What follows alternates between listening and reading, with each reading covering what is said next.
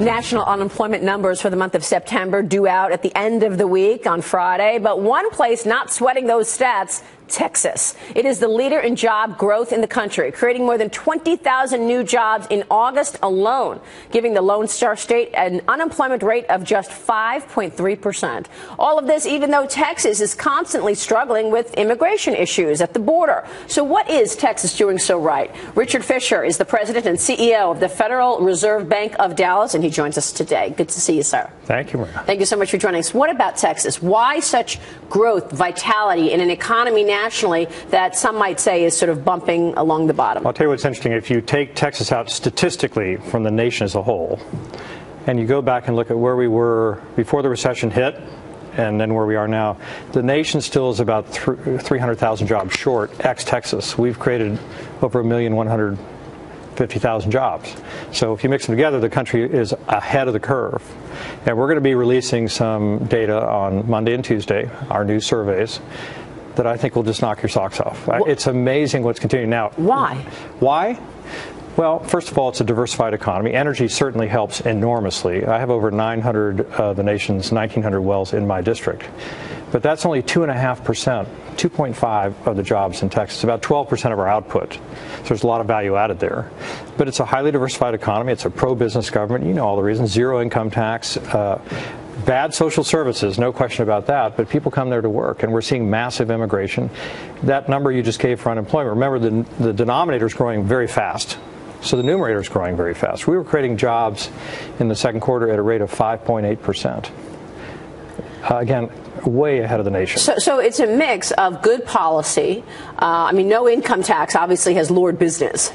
Yeah, of course, there are sales taxes and there are real estate taxes and so on. There's a small business franchise tax. But here's the thing. It just demonstrates the fact that with the kind of monetary policy we have, if you only had good fiscal policy, this nation would be growing much, much faster, because at the margin, the state government has a significant impact.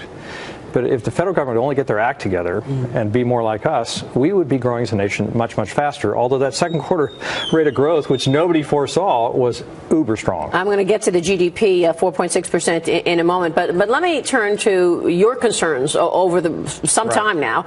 You've been saying interest rates need to go back to normalized levels. Federal Reserve should get out of the way at this point. You've done your job. Yep. What specifically are you seeing that's so concerning, whether in the high-yield debt market or in the equities market? Well, before we get to that, if we just talk about employment for one more second, we're seeing wage price pressures in our surveys that are the highest since before the recession in my Federal Reserve district.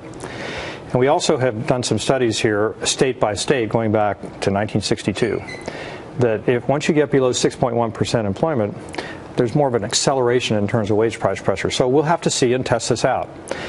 What bothers me is that the fixed income markets have been awfully robust. I've talked about the junk bond markets. We saw a little break last week, and we've seen some of this continue. We've been fueling the markets, and at some point, trees just do not grow to the sky.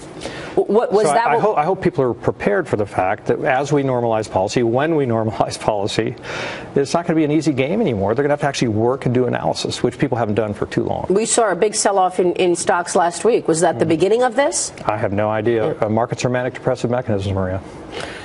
The GDP was 4.6%. That's real vibrancy. Obviously, you just got in from Italy. You were with the Bank of Italy. Thank you for flying in from Rome for this interview. Was that GDP number real for the U.S. and what's going on around the world? And we've got the jobs number out next Friday. Well, we're definitely pulling ahead of the rest of the world. The Brits have done as well. So we are, fortunately, a much better position. They're in a different stage than we are in terms of quantitative easing and all the things the ECB would like to do. But Mario Draghi makes the key point, which is you've got to have good fiscal policy. And there's a limit to what monetary policy can do. So I think our wounds have been healing. We have these enormous growth centers like Texas, and that's Florida right now. A little bit on the northwest, meaning San Francisco area, is just on fire. But the rest of the country is still lagging. But nonetheless, we're ahead of the Europeans. And here's the deal. We only have one dysfunctional government to deal with. They have to deal with 18 dysfunctional governments. That's true. Yeah, with the euro. So the U.S., you are expecting pretty good job growth, and overall, as we look at... What I'm worried about is I worry we're behind the curve at the Fed. Monetary policy works with a big lag. We don't know how long that lag is. But I don't want to fight the last war. Now, to be fair, I was against QE3, as you know, to begin with. But we put it in place. We've tapered it back. We're ending it in October, as we've announced in the last statement. And then the question is how quickly we move to sort of normalize interest rates, and that'll be debated within the committee. But I don't want to fall behind the curve here. I think we could suddenly get a patch of high growth, see some wage price inflation, and that's when you start to worry. I'm not worried about it yet, but I see it in my own Federal Reserve District, and I think it could happen to the nation as a whole. Interesting comment that we talked about during the commercial break, and that is that the grandfather of Vladimir Putin was actually Stalin's chef. Stalin's chef. Can you imagine the pressure of that job?